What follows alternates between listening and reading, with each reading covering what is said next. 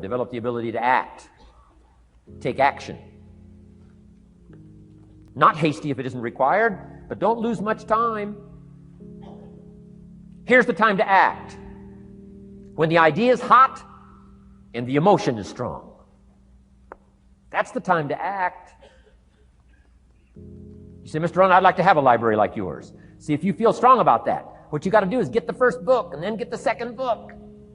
Before the feeling passes and before the idea gets dim, action pronto, action immediate, action as soon as possible. Because if you don't, here's what happens. We call it the Law of Diminishing Intent. We intend to when the idea strikes us. We intend to when the emotion is high. But now if you don't translate that into action fairly soon, now the intent starts to diminish. And a month from now, it's cold. A year from now, it can't be found.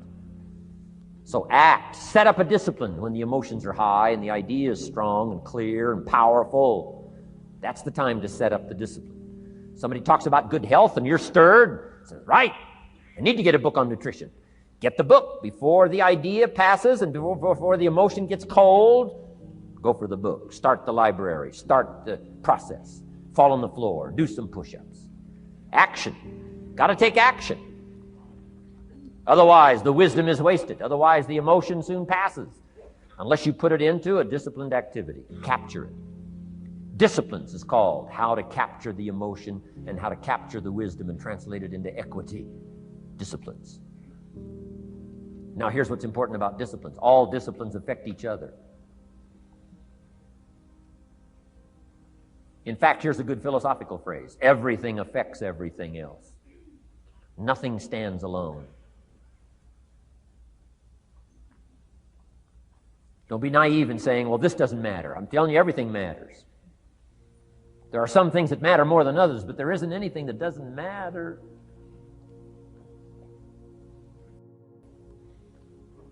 We all pity the man who says, well, this is the only place I let down. Not true. Key to take home. Every letdown affects the rest of your performance. Every letdown affects the rest. This is part of the educational process on personal development. If you don't take the walk around the block, you probably won't do the apple a day. If you don't do the apple a day, you probably won't start building your library. If you don't build your library, you probably won't keep a journal, and you won't take pictures, and then you won't do this, you won't do wise things with your money, won't do wise things with your time, won't do wise things with your possibilities and relationships, and the first thing you know, 6 years of that accumulated, and we say you have messed up. So the whole key to reversing that process now is to start picking up these disciplines. Now here's the positive side. Every new discipline affects the rest of your disciplines. Every new one affects the rest. That's why action is so important. The least action, the smallest action. Take it.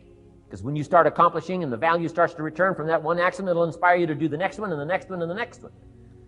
You start walking around the block, it'll inspire you to get an apple. Get an apple, it'll inspire you to get a book. Get a book, it'll inspire you to get a journal.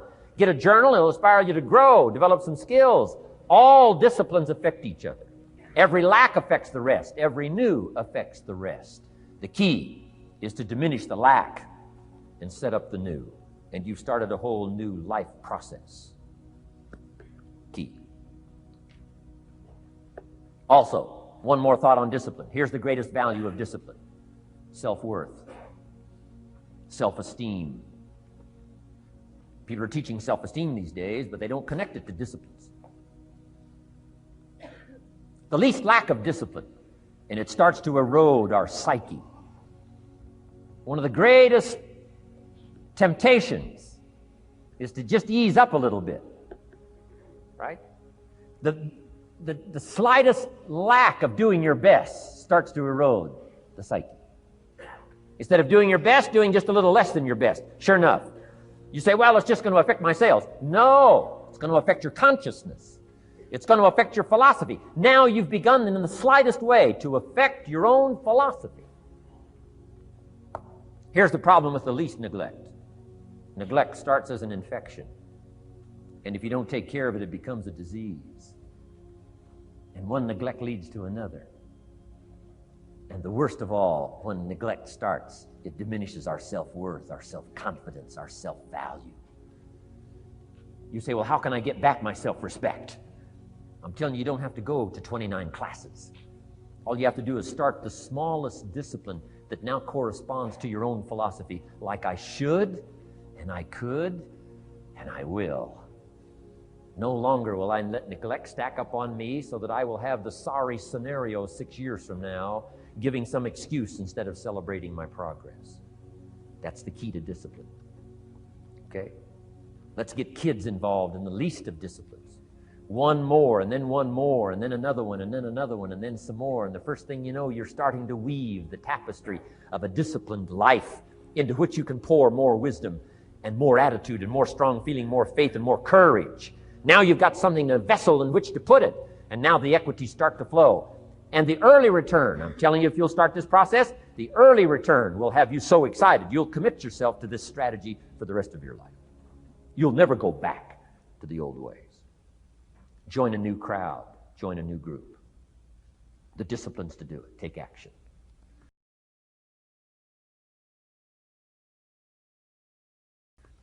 I recommended the last time I was here the little book, Richest Man in Babylon, and I said I've lectured now to over 3 million people in the last 33 years, and I've recommended this little book to almost all of them, I think. Guess how many have actually gone and got this little book? Answer, very few. My best guess is 10%. Such an easy thing to do. In that last seminar, right, I suggested this little book, number one, is easy to find. Number two, it's easy to buy. The most you can pay for it, $6, $7, $8. You can borrow that from your kids. And number three, it's easy to read. It's in story form. That's why I use it for teenagers, teaching them how to be rich by 40, 35 if you're extra bright, much sooner if you find a unique opportunity. But if it's easy to find and easy to buy, and if it's easy to read, why wouldn't everybody go get it? We don't know. What do you know? You don't know. I don't know. Nobody knows. Here's how profound it is. Some do and some don't. Now here's the numbers. About 10% do. 90% don't or won't. And we don't know the mystery of that. And I'm telling you, 10 years from now, those numbers will still be the same. 10% will, 90% won't. The numbers don't change. Only the faces change. You're looking at one of the faces. I used to belong to the 90% who couldn't be bothered even if it was easy. Guess how many people have a library card? Wisdom of the world available. Transform your life in any value amount you want. By the way, how much is a library card in Texas? Free. Here's what free is. Easy. I mean, it can't be any easier than free. Somebody says, well, would you bring it by? Well, no. At least you got to go get it. No.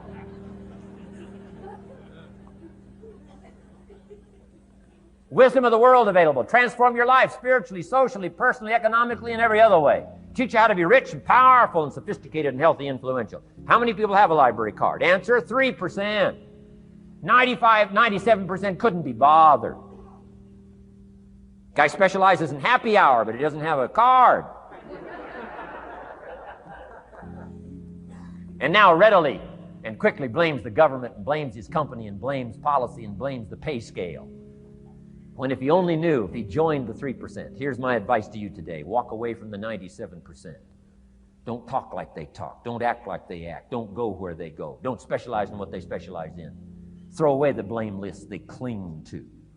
Start you a new life. You say, well, is it as simple as getting a library card and join the 3%? And the answer is, of course. Of course. That's how easy this stuff is. This is so easy. It's so simple. It's not complex. You don't need a 2,000-year-old guru. You don't need multi-track affirmations. I'm telling you, don't. Affirmation without discipline is the beginning of delusion. Key. Don't let somebody sweep you into some contrary way to nature itself says, unless you labor. The miracle of the seed and the soil and the seasons and God and all the other stuff that's available, sunshine and rain, that's not available to you by affirmation. It is only available to you by labor. So labor well. Okay. Learn well. Discipline yourself well. And you can have all the treasures you want. This stuff's easy and simple.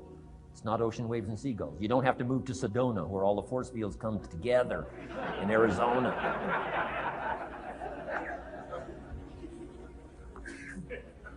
Let's teach our kids the simple ways to transform their health, number 1. Their economics, number 2. Their ability to communicate, number 3. Their life and treasure and lifestyle, number 4. Spirituality, number 5. And the list goes on and on. Let's not leave out any of the least of disciplines that encourage us to do the next one, to do the next one, to do the next one. First thing you know, this whole scenario for you is spinning up instead of out of control on the negative side. This is all you got to do. It's as simple as this. It's as simple as a start, committing yourself to life change. And once you start down this road, I promise you, you'll join the 10% and the 3%.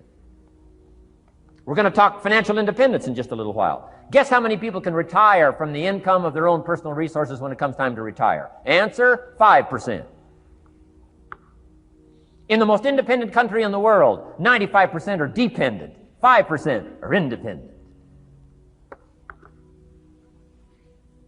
Take charge of your own retirement.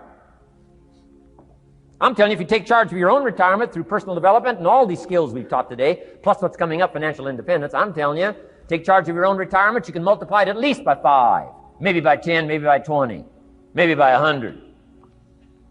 Let the government take care of it, some company take care of it, you got to divide by 5. Take charge of your own life, take charge of your own day, take charge of your own conversation, take charge of your own family, take charge of your own possibilities. And learn these skills, develop this kind of strategy, and I'm telling you, life will open up for you. Join the 3%. Join the 10%. Join the 5%. Walk away from the 95%. In our Leadership Weekend we teach, find out what poor people read and don't read it.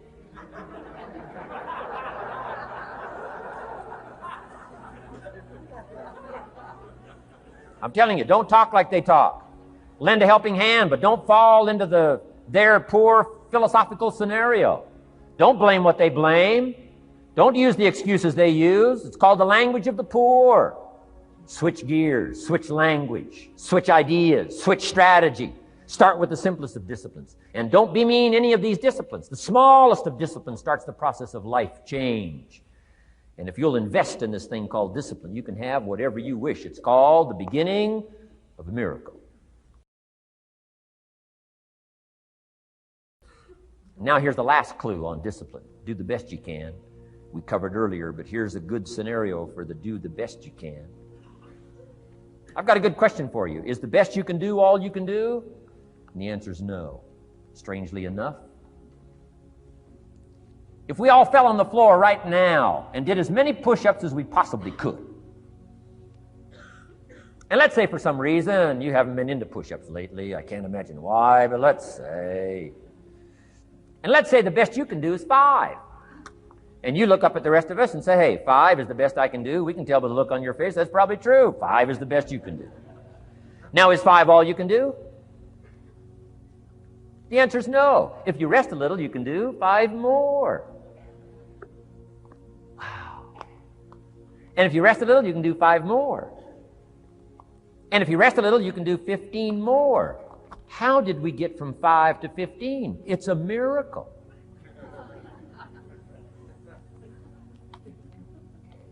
And if you rest a little, you can do 15. Rest a little, you can do 15. Rest a little, you can do 20. How did you get from 5 to 20? It's a miracle. Did you know you can keep doing that? Do a little more, rest a little, do a little more, rest a little, and finally get up to 50 push-ups? Is it possible to get up to 50 push-ups? Of course. How do you go from 5 to 50? It's a miracle. How do you get a miracle going? Number 1, do what you can. Don't leave out what you can, from writing a letter to your mother in Florida. Start cleaning it all up. 2, doing the push-ups. Go from 5 to 50. It's a miracle. Number 1, do what you can. Number 2, do the best you can. Here's number 3, rest very little.